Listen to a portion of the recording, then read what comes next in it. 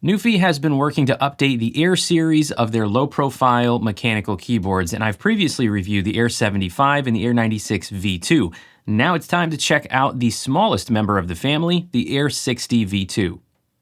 Before we dive in, I want to mention that NuPhy sent me the gray Air60 V2 here for the purpose of making a review, and I had actually already pre-ordered the black Air60 V2 here. It just happened to arrive in time for me to record this. I wasn't paid to make the video, and NuPhy doesn't have any input over my comments. I do, however, have an affiliate link for you in the description if you do decide to pick up the Air60 V2 and you'd like to support this channel. NuPhy has also provided a coupon code for my viewers that you can use to get 10% off if you buy anything from NuPhy, and that code is SEMIPRO.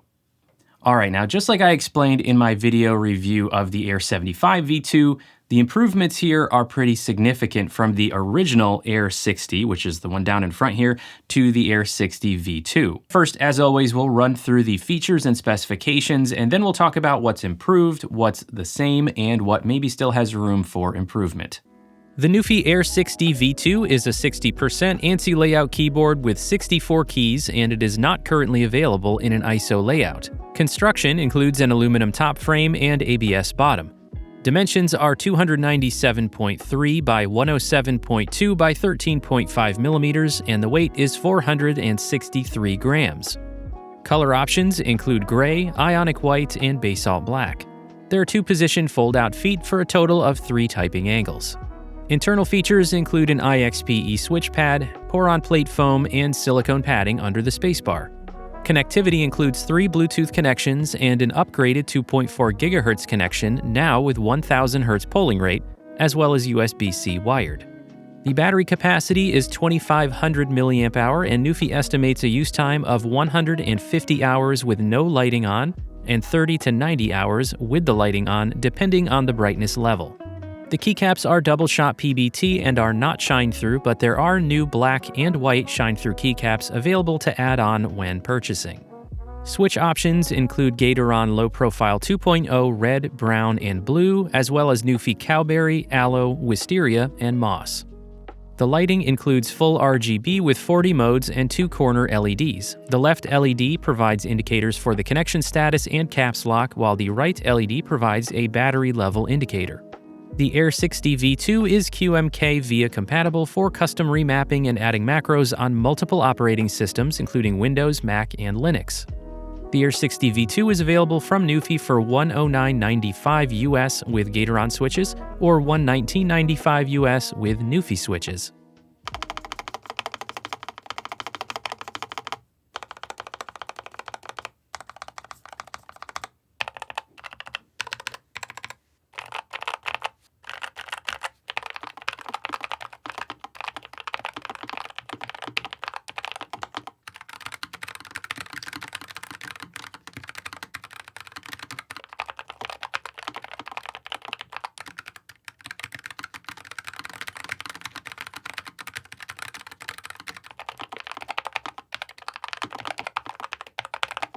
All right, now we're going to start by talking about the improvements in the Air60 V2 compared to the original Air60. And first, just for a quick visual comparison here, the V60 V2 is the one towards the bottom of the screen, and the V60 original is the one towards the top of the screen. So you can see there is a little bit of a difference in the gray color option. And in terms of the keycaps, we have just a slight difference also there in terms of the color tones for your number keys and the actions, the other actions for your number keys. Okay, so the original Air60 is gonna come back in just a moment, but first let's talk about those improvements with the Air60 V2. First up, the big one, you've got QMK firmware in the Air60 V2. So now you can fully customize, you can remap, you can add macros, you can do all of that across Windows, Mac, and Linux now, which is a big step up from the original firmware, which you had to use NuPhy Console for your remapping and working with macros, which was only available on Windows. And even on Windows, it was kind of a clunky experience. So going to QMK and now having VIA capabilities, you can just go to VIA's website, use the web-based tool, do all your customizations, and it works great. It worked easily for me. I had no problems with getting it to work. If you are looking for the base file for the Air60, I'll link to that page on NuPhy's website in the description. Next up, we have an improvement with the wireless polling rates. We now have 1000 hertz polling on your 2.4 gigahertz connection. That's up from 500 hertz on the original Air60, as long as you have a stable connection. We'll talk about that more in just a moment. And then for the Bluetooth connection, just a mild little bump there. You're going from 90 hertz polling to 125 hertz. So Bluetooth is still not the greatest option in terms of the latency if you're gaming and doing things like that, but the 2.4 gigahertz should be plenty quick for you if you're doing any gaming with your Air60. The next improvement is the folding feet. The Air60 V2 now has the 2-position fold-out feet that the Air75 and Air96 V2 both have, and because it still has these very thin little rubber feet, you can still use these on top of a laptop keyboard. So put it over the deck of your laptop and you can still use them in that way, as opposed to the original Air60, which had those magnetic feet that attach and only give you one additional typing position. So now you've just got better, more adjustable feet, but you don't lose any functionality. Another improvement here would be the sound profile. No matter which switch option you go for, you're gonna get a little bit more of a refined sound with the Air60 V2 compared to the Air60 original. You do have sound dampening that you didn't have in the original. So you've got a switch pad, you've got some adjustments to the engineering of the sound profile here. So I do categorize both the sound and the feel as an improvement here with the V2. Of course, the specific sound profile that you get is going to depend on the switches that you go for. The Cowberry linears to me have the deepest, thockiest sound for the linear switches, and out of the tactile switches, the Wisteria have the deepest sound, while the new Moss switches have a little bit of a higher pitch sound than the Wisteria switches, but they also offer the sharpest, most pronounced tactile bump. So if you like a lot of that feedback, then the Moss switch would probably be the one to go for. All right, now just a couple more small improvements. One that's worth pointing out is you now have a tactile bump on the up arrow key that you did not have on the original keycaps for the original Air60. And that's important because the up arrow key here is very squished together with your delete key and your right shift. So without this tactile bump here on the original, it was very easy to misidentify your right shift or your delete with your right little finger and accidentally hit the up arrow instead. And I did that frequently, kind of drove me nuts with the original Air60. And lastly, you do have new color options. The gray color option here, this was the only color option for the original, and now you have 3. You've got the gray, you've got black, and you've got the ionic white color option. So just having more choices, always a good thing. All right, now let's talk about what's not different, what is staying pretty much the same as the original Air60 here. First up, the battery capacity. It is still 2500 milliamp hour. It was not increased like it was in the Air75 V2. All right, another thing that's not changed is the positioning on the USB-C port. So the port is on the left side of the keyboard instead of the back like it is on the Air75 and the Air96. Now the USB cable they provide in the box does have a right angle on it, but just be aware of that if you don't want to use the cable that it came with. If you have your own, you're going to need a right angle adapter here if you like a nice straight line. But if you're always using this in the wireless modes anyway, and you only use the USB cable for charging it, then you don't have to worry about that. Now, the last thing that I'll mention that is the same as the original Air60 is the single-sized right shift key. And this is something that on the original Air60, I mentioned that it kind of drove me a little bit nuts because I made frequent errors. I will say that this tactile bump on the up arrow key has helped me a bit. But if that doesn't bother you, then having the arrow keys in a really compact keyboard like this is a nice thing. All right, lastly, let's talk about the things that still have a little bit of room for improvement on the Air60 V2. First up, let's talk about the 2.4 gigahertz connection here. It's actually the exact same thing that I said in my review of the Air96 V2. My normal setup is my dock for my MacBook is off and to the left. It's about 3 feet away, and there are a couple of objects in between the dock and the keyboard.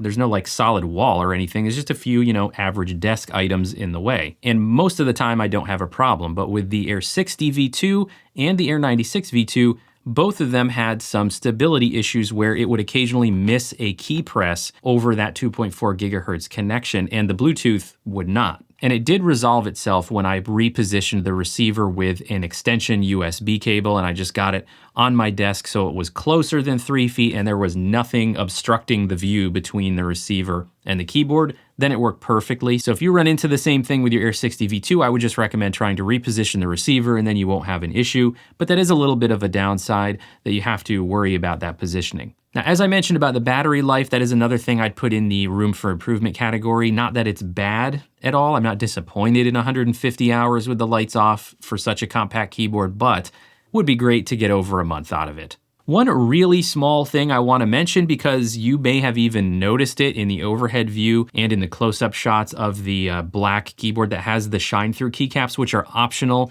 You can add them on when you buy the Air60 V2, is there is a mistake on the set of keycaps that I received. The home row bump is on the H key instead of the J key. I've got it on the F key like it's supposed to be, but then it's on the H key instead of the J. Every other set of keycaps I've ever had from NuPhy have been fine. This is the first time I've ever had an error. So little mistake there, can be kind of frustrating if you pay extra for these. And the last thing that I'll mention here is that, just like I said for the Air75 and Air96, they're not available in an ISO layout. It would be great if NuPhy makes these in an ISO layout so that more countries could take advantage of these keyboards, because I really do think that all three of them represent a great value. For the price they're at, you get tons of functionality, a nice premium feel, a great sound and experience right out of the box. I just think that they are fantastic options at their respective price points for these layouts. So this is going to sound pretty similar to my Air75 V2 review here as far as the summary goes. They've effectively addressed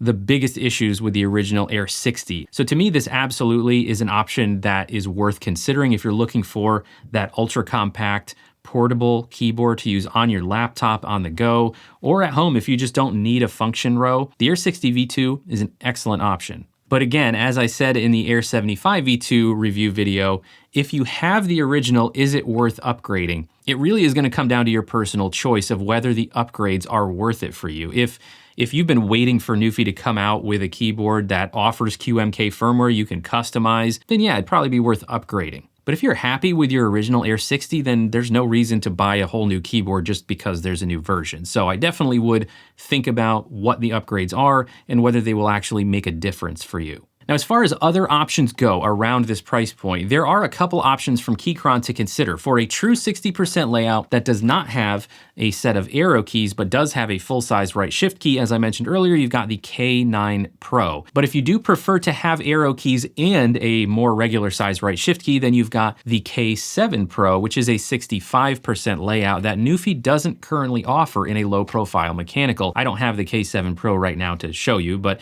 I'll show you an image of it on the screen.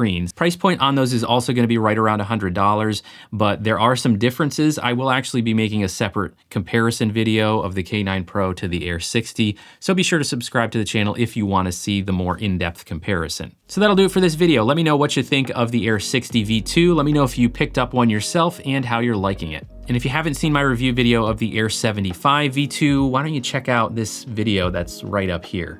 Thanks everybody. See you next time.